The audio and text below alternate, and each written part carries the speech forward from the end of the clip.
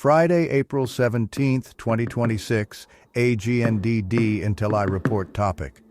Val Kilmer AI resurrection is a grim omen for the future of movies.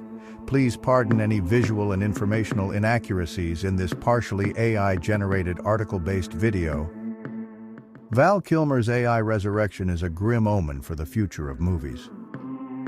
Digital necromancy is nothing new, but generative AI seems to have made it easier than ever to bring film stars back from the grave. By Jack King, GQ Magazine, the 17th of April, 2026. Plenty of voices online have long raged against the trend of deceased actors being brought back from the grave for movie cameos, CGI used to digitally replicate their uncanny likenesses. 2016's Star Wars prequel Rogue One did it with Peter Cushing and Carrie Fisher, both looking as though they had been assembled with enchanted plasticine. 2021's Ghostbusters. Afterlife dug up the digitalized corpse of Harold Ramis to reprise the Force ghost of Egon Spengler, an act that, depending on who you ask, amounted to either a touching tribute or ghastly desecration.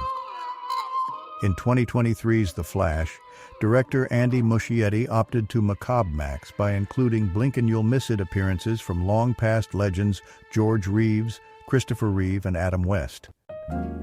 2024's Alien Romulus brought back Ian Holm using a combination of practical and animated effects. Yeah, grim stuff, but at least it all came with something approaching a human touch, and you can halfway understand the intention to homage.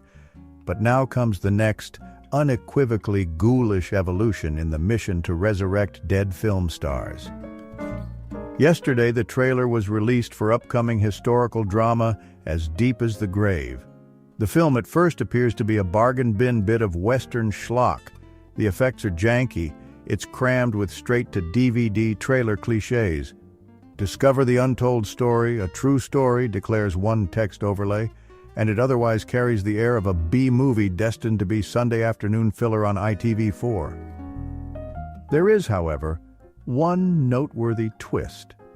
Batman and Top Gun legend Val Kilmer, who last year died from pneumonia following a battle with lung cancer, pops up midway through, at one point taking on the likeness of his younger self from the 90s.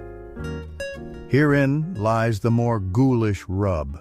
His appearance in the film was entirely AI-generated, according to filmmakers Coerte and John Voorhees. It's a striking confession that you might think would only be delivered with Kalashnikov barrels prodding them in their temples, but was apparently willfully offered up in an interview with Variety. They argue that Kilmer's AI resurrection is as ethical as digital necromancy can come. Generative technology was only used out of necessity and a deep desire to include Kilmer in their project, per the movie magazine, while Kilmer's estate was compensated for his appearance. His daughter Mercedes threw her weight behind the film in a statement saying that he would have wanted to be included, which Coerte described at CinemaCon as being substantial and over an hour. What is it that many of us find so instinctively repulsive, as stomach-churning as the sight of a grave that has been literally exhumed, about technology being used to bring deceased actors back from the dead? Perhaps it is the inherent reminder of our own mortality and somewhat paradoxically impermanence. Consent comes into question. Maybe it is because it makes us think of a corpse being put on strings, forced to perform like a soulless puppet. Maybe it just gives us the creeps. When we see them on screen, we have a sixth sense for their absence of humanity. They might look like the actors we once admired, but the life is drained from their eyes, their skin a fragile web of ones and zeros. This is only made 10 times worse by AI, which strips away whatever might have been human. It is not real, it is not convincing, and the whole enterprise feels evil, computerized possession in the name of capitalism. The film looks utterly unremarkable, so it seems unlikely that anyone would be talking about As Deep as the Grave without the inclusion of deep-faked Kilmer. Controversy makes for good marketing. Which is perhaps the ickiest thing about this. A much-admired dead person has been effectively reduced to a gimmick. Whether or not that will actually generate ticket sales is yet to be seen. Perhaps for some, their morbid curiosity to see the act of AI resurrection will override their instinct that it is gross. But you can get enough from his brief trailer snippets. But it has certainly drawn headlines. Nevertheless, it is hard to shake the feeling that this was inevitable, and that perhaps the worst is yet to come. Hollywood actors and creatives are already at war with the emergence of synthetic performers like Tilly Norwood, a quote-unquote AI actor created by a Dutch production company last year.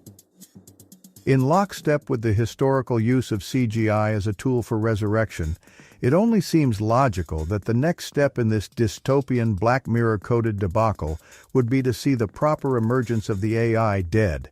That's hardly even a new debate. In 2023, reports suggested that James Dean was going to be deep-faked using AI for a film called Back to Eden, and some generative AI was used to reproduce Ian Holmes' voice in the aforementioned Alien sequel. Right now, there seems to be little stomach for it all, and a passing glance at the YouTube comments on the trailer for As Deep as the Grave suggests complete indignation. But it hardly feels like Kilmer will be the last. Thank you for watching this AGNDD and Telly report, dear viewers. Please like, subscribe, and click the bell button to get notified during new uploads. And make sure to tune in next time. Stay safe and healthy. Cheers.